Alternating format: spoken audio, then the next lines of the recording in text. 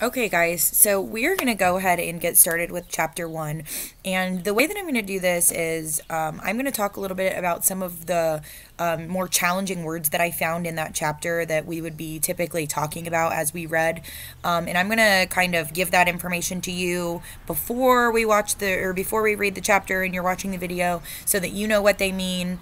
And then you can kind of revisit that as I continue to read through the chapter, because I want you to know those words before we get started. And then at the end of the chapter, I'm going to choose a couple of questions that I want you to really think about. And for those of you who are kind of over ambitious or want to put in the extra work, I will give bonus points to anybody who turns in answers to some of those questions, and how much work you do, how much effort you put in. That'll just kind of determine how much bonus points you get towards your grade.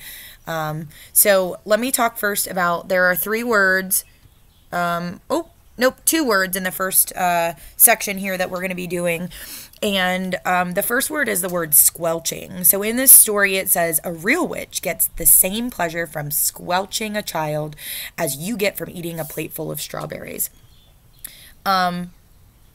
So what this is saying is that a witch really enjoys squelching a child, because we talked a little bit about in the book introduction how the witches just want to get rid of the children. And so the word squelching actually means like forcefully silencing or suppressing. So it's kind of like getting rid of, like squishing it down, getting rid of, making it go quiet, those kinds of things. So when it talks about the witch squelching something, it's really talking about the witch kind of getting rid of the child. And then the second word here is barghest. It's spelled Barghest, barghest. This is a word that's not really familiar for most of us, I'm sure. It's just another name for a ghoul or a ghost. So in the story, it says that witches are always females. They're always girls or women. And it says, but on the other hand, a ghoul is always a male, and so indeed is a barghest. So they're just saying a barghest is another name for like a ghost figure or something like that. And they're always boys is what they're claiming. So those are the two words that I thought were pretty tricky challenge words in this. And I just wanted to make sure you heard those before we got started. So I'm going to get started here. And the first chapter here is called A Note About Witches. In fairy tales, witches always wear silly black hats and black cloaks, and they ride on broomsticks. But this is not a fairy tale. This is about real witches. The most important thing you should know about real witches is this. Listen very carefully. Never forget what is coming next. Real witches dress in ordinary clothes and look very much like ordinary women. They live in ordinary houses and they work at ordinary jobs. This is why they are so hard to catch. A real witch hates children with a red-hot, sizzling hatred that is more sizzling and red-hot than any hatred you could possibly imagine. A real witch spends all her time plotting to get rid of the children in her particular territory. Her passion is to do away with them, one by one. It is all she thinks about the whole day long. Even if she is working as a cashier in a supermarket or typing letters for a businessman or driving around in a fancy car, and she could be doing any of these things, her mind will always be plotting and scheming and churning and burning and whizzing and fizzing with murderous, bloodthirsty thoughts. Which child, she says to herself all day long. Exactly which child shall I choose for my next squelching?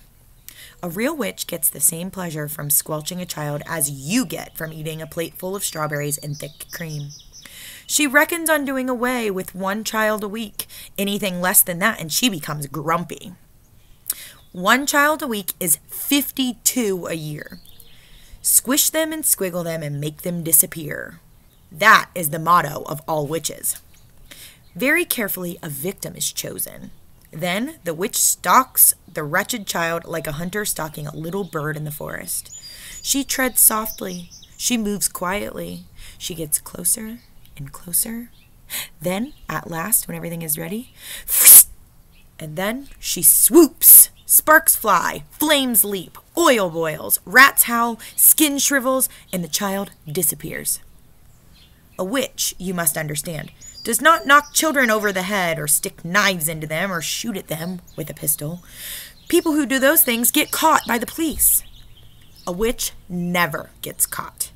Don't forget that she has magic in her fingers and devilry dancing in her blood. She can make stones jump about like frogs, and she can make tongues of flame go flickering across the surface of water. These magic powers are very frightening. Luckily, there are not a great number of real witches in the world today, but there are still quite enough to make you nervous. In England, there are probably about 100 of them altogether. Some countries have more, others have not quite so many. No country in the world is completely free from witches. A witch is always a woman. I do not wish to speak badly about women. Most women are lovely, but the fact remains that all witches are women. There is no such thing as a male witch. On the other hand, a ghoul is always a male, so indeed is a Barghest. Both are dangerous, but neither of them is half as dangerous as a real witch. As far as children are concerned, a real witch is easily the most dangerous of all the living creatures on earth. What makes her doubly dangerous is the fact that she doesn't look dangerous. Even when you know all the secrets, you'll hear about those in a minute, you can still never be quite sure whether it is a witch you are gazing at or just a kind lady. If a tiger were able to make himself look like a large dog with a waggy tail, you would probably go up and pat him on the head. And then that would be the end of you. It would be the same with witches. They all look like nice ladies. Kindly examine the picture opposite. So they're asking us to look here at this picture.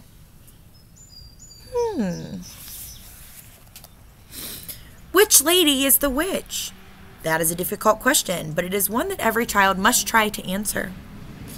For all you know, a witch might be living next door to you right now.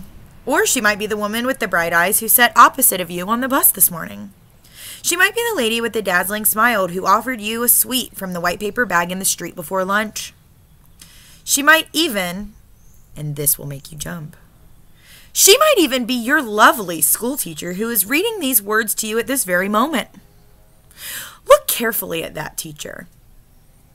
Perhaps she is smiling at the absurdity of such a suggestion. Don't let that pull you off. It could be part of her cleverness.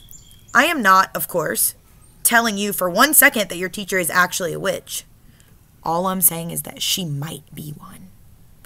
It is most unlikely, but here comes the big but. It is not impossible. Oh, if only there were a way of telling for sure whether a woman was a witch or not. Then we could round them all up and put them in the meat grinder. Unhappily, there is no such way. But there are a number of little signals you can look for, little quirky habits that all witches have in common. And if you know about these, if you remember them always, then you might just possibly manage to escape from being squelched before you are much older. So we have to think here, friends. That's the end of that first section. And I want you to think a little bit, first and foremost, about the difference between the author and the speaker. So the speaker is actually the person who is telling the story, and here the speaker is talking directly to you, and that's different than we see in a lot of stories, and we might not actually see that throughout this whole story, but specifically in this chapter, the speaker is speaking directly to you. That's the narrator, and the point of view that you have there for the narrator is coming straight to you as the reader, and that's something unique that we don't see in a lot of stories.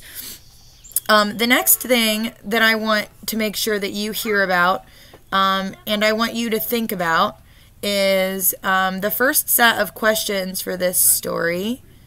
And as we move into the next, the first real chapter of this story, there's going to be a question that I want you to think about ahead of time. And you're going to be thinking about imagining kind of what a witch is like. What might she look like? How might she act? And then as we read the next story, I want you to keep that image in your brain, kind of paint yourself a picture, and see if the author uses any techniques to kind of help you get that visualization going.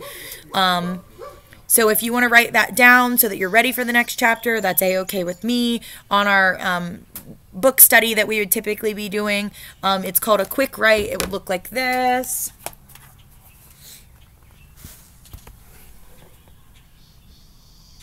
And it just says that exactly. What do you imagine a witch is like?